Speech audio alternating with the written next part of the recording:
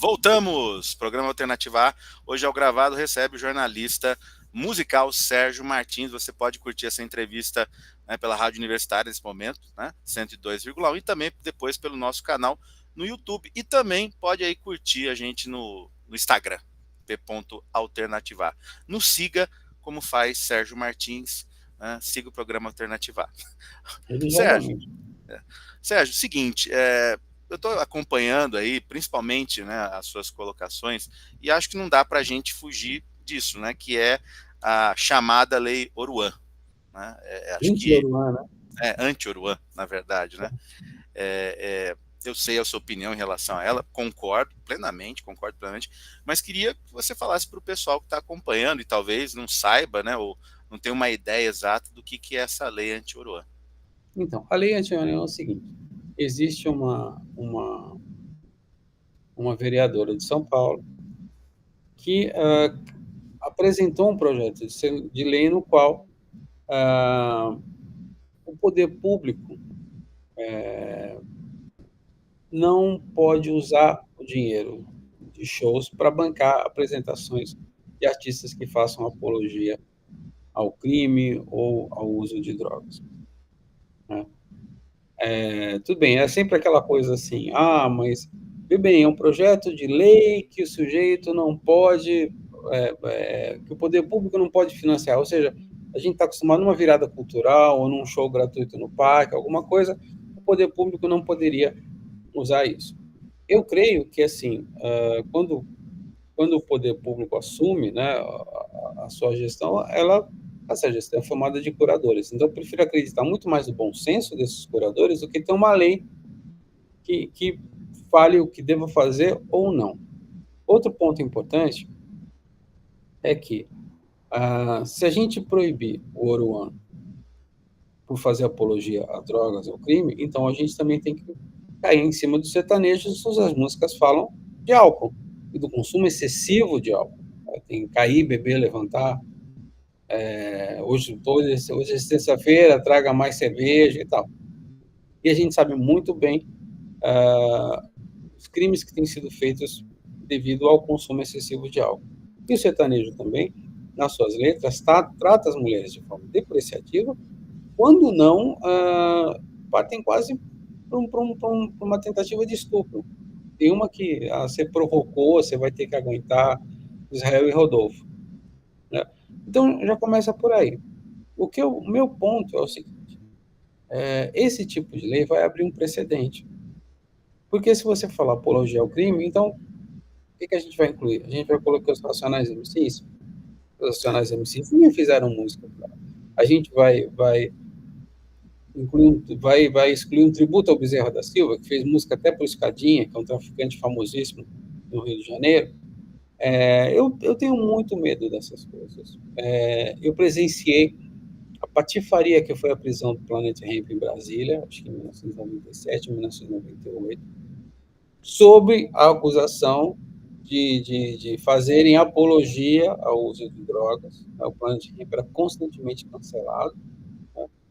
E eu tenho 57 anos. Eu ainda peguei uma parte bem complicada da ditadura militar, na qual assim, existia uma junta que escolhia o que você devia ler, o que você devia escutar, o que você devia assistir. Então, eu sou contra a qualquer tipo de projeto de lei que fale vamos moralizar o mercado de shows, vamos fazer com que esses artistas não se apresentem mais. Posto isso, eu acho o Oruan, para evitar qualquer tipo de ameaça que eu possa sofrer, eu acho o Oruan uma figura complicadíssima, um sujeito que se orgulha de ser filho e sobrinho, aliás, é afilhado, inclusive, de dois criminosos sanguinários, que é o Massinho VP e o Elias Maluco, sendo que o Elias Maluco torturou e matou um jornalista, que foi o Tim Lopes, e é um sujeito que, assumidamente, apoia atitudes criminosas. É um ser humano com o qual eu não gostaria com o qual eu não gostaria de me deparar, com o qual eu não gostaria de escutar, aliás, mesmo porque eu acho ele um rapper muito fraco, com o qual não importaria ir ao show, né? Inclusive, na minha coluna do Estadão, eu escrevi, falei, poxa, a gente precisa de ídolos melhores do que o Oruan. Sim. Posto isso, a gente não pode proibir. A gente vive num regime democrático. Como é que a gente pode proteger, proibir? A gente tem que ignorar. Eu acho que a gente tem que combater isso com a educação, né? Não, você Que é a resposta para tudo, né? Eu acho que a educação ainda é a resposta, ainda é a resposta para tudo. acho que você foi perfeito. É o bom senso, né, principalmente de quem é curador ou gestor, que vai ali, né, selecionar o artista que vai tocar ou não no seu festival, na sua apresentação, e educação, né? Acho que se a gente começa a querer censurar isso, daqui a pouco a gente está, bom, já chegamos, né, em algum momento lá atrás, não muito lá atrás, num passado assim recente, e ainda continua acontecendo, de proibição de livros, Sim. né, em umas prefeituras que têm governos de direita, né, de uma extrema direita, né? Complicados como o Oruan. Exata, muito, né? Alguns estão muito complicados ultimamente, diga-se de passagem, por outras questões, mas é de proibir determinados livros porque consideram que faz isso, aquilo, apologia. Né? Mas para mim isso é complicado. O que a gente tem que ter, se a gente tivesse, se a gente desse ao público menos favorecido uma opção cultural muito mais interessante e essas pessoas tivessem acesso não só à boa música, como também à educação, a gente, um sujeito como o Oruan seria, assim, no máximo, um figura exótico, ou como a gente poderia dizer, um comédia. Mas para essas pessoas que estão há décadas sem um mínimo para sobreviver, e o que dirá educação, um cara como o Oruan pode ser interessante. Para eles pode ser interessante. E, infelizmente, pode ser até um porta-voz dos anseios deles. Porque também eu acho que também tem uma visão, né, muito de que determinado tipo de público que mora em determinado tipo de lugar só vai consumir determinado tipo de música Bobagem. mas tem, né? Tem muita Não, gente. sim, sim, sim. É uma bobagem, é ridículo, mas tem. Né? E as pessoas acabam achando isso, né? E aí quando você vai, por exemplo, como já fui em alguns concertos, por exemplo, a Filarmônica de Berlim no Ibirapuera, garanto que você não tem aquela milhares e milhares de pessoas, não são da elite de São Paulo. Não, as pessoas. O brasileiro gosta de música. O brasileiro gosta de música. O brasileiro é um povo aberto à música. O problema é que ele não tem acesso. Essa é a questão. Todo mundo gosta de escutar Beethoven, todo mundo gosta de escutar uma coisa bem elaborada. Só que não é dado a ele o acesso. O ingresso na Sala São Paulo, que eu adoro, deve estar em faixa, o mais barato deve estar em faixa de 50 a 60 reais. Você imagina um trabalhador que ganha, sei lá, um pouco mais do salário mínimo, levar ele, a mulher, talvez um ou dois filhos, só de ingresso, o que ele gasta de ingresso, aí tem o que você gasta para comer, porque criança não vai ficar sem comer. A gente até engana, mas criança não vai ficar. Aí a condução e tal. Não tem, não tem. Eu tenho é engraçado que eu tenho uma teoria, que é a teoria do PF. PF, para quem não sabe, é o que a gente chama de prato feito, que é arroz, feijão, salada, bife, picadinho, ou calabresa e tal. Então você tem, por exemplo, é o alimento de todo trabalhador. Então um dia você pode chegar para o cara e falar assim, olha, em vez de PF, vamos comer aqui um filé à milanesa com um risoto de cogumelo. O cara pode olhar para o prato e falar assim, putz, eu não vou pegar essa gororoba aí, não, eu quero o meu arroz com feijão e tal. O outro pode comer e falar assim, olha, eu gostei, eu achei bonitinho, mas eu prefiro comer o arroz com feijão e o meu picadinho. Mas vai chegar um cara que vai comer e vai falar assim, pô, isso aqui é bom, hein? Tem mais? Sim. Aí tem outra coisa? Tem. Tem, sei lá, risoto de outra coisa? Tem. O risoto pode vir com uma massa ou uma outra proteína? Pode. O cara falou, eu quero. Então, acho que é essa questão. E tem uma história muito, muito engraçada. Eu não posso contar quem são os personagens. Mas tem uma escola de música daqui de São Paulo em que baixaram uma norma que os professores tinham, não só ler e escrever música. E um desses professores é um desses aí que volta e meia também tá ganhando dinheiro aí.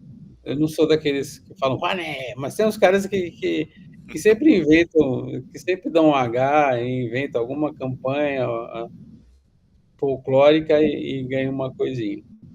E aí ele chegou na sala de uma grande amiga minha e falou: não, isso é um absurdo.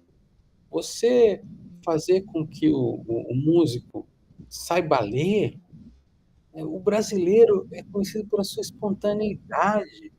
Então você tira essa espontaneidade do brasileiro, fazendo com que ele faça uma música mais programada, né? E aí, essa pessoa chegou e falou assim: bom, vamos lá. O Wynton Marsalis, grande trompetista Wynton Marsalis, ele nasceu em meio a uma das famílias mais tradicionais de Nova Orleans. O pai dele é o Ellis Marsalis, era o Ellis Marsalis, um grande pianista, o irmão é o Brentford, tem o Delphio, tem Marsalis a dar com pau. O Wynton foi estudar em Juilliard, que é uma escola de Nova York, música em Nova York famosíssima. Ela falou assim, então, ele já tinha essa espontaneidade do jazz de Nova Orleans, foi estudar em Juilliard. Isso fez dele um músico pior ou melhor? E aí o cara calou a boca, porque a partir de Juilliard, tudo bem que o Wynton não completou, e depois ele foi convidado para tocar com vários dos caras, mas o fato dele ter estudado numa escola, ter aprendido a escrever, o gabaritou para ser. O Wynton escreve peças para a Filarmônica em Nova York. O Wynton, ele era o diretor do Jazz at Lincoln Center, não sei se ele ainda é, que é É, um espaço incrível, né, que custou milhões e milhões de dólares, que foram doados porque as pessoas sabiam quem era o Wynton Marsalis. e, Enquanto a gente fica nessa coisa o brasileiro é essa coisa morena, espontânea, você não pode tirar ele do habitat. Bullshit, meu amigo. Isso aqui, isso sim é racismo. Isso total. sim é preconceito, porque é isso. Você chega pro cara e fala assim, o cara é, o perdão da expressão, o cara é preto, favelado e pobre. Então ele tem que ouvir música de preto, favelado e pobre, ele tem que comer comida de preto, favelado e pobre, e ele tem que ter uma educação de preto, favelado e pobre. Porque se esse cara tiver acesso, ele vai contestar. Muitos desses caras que se dizem defensores do preto, favelado e pobre. Sem dúvida. E o Wynton Marsalis, que constantemente também é chamado na Juilliard para dar masterclass também, né? Sim, sim. Tem isso também. Ô, Sérgio, a Ele é gente tá um até... Oi. tradicionalista, né? Ele é um tradicionalista, ele é um cara que não gosta do jazz depois dos anos 70. É, E o Miles Davis chamava ele de o rapaz de terninho, né? sim, verdade. Ô, Sérgio, a gente vai encerrar esse segundo bloco com música, né? E o que você quer ouvir aí? E o pessoal que está ouvindo o Alternativa e a Rádio Universitária também terá o prazer de ouvir essa seleção, a curadoria do Sérgio Martins. Deixa eu ver aqui, eu tô até pegando. Tem um disco do Wynton que eu acho fantástico. De um disco chamado Baroque Music for Trumpets. Então, o Concerto for Two Trumpets in C Major, com arranjo do Raymond Leppard. Primeiro a composição é do Antônio Vivaldi. E a gente está falando do primeiro movimento, que é o Allegro. Então vamos lá com o Marsalis, Sérgio Martins aqui no Alternativa. Daqui a pouco a gente volta.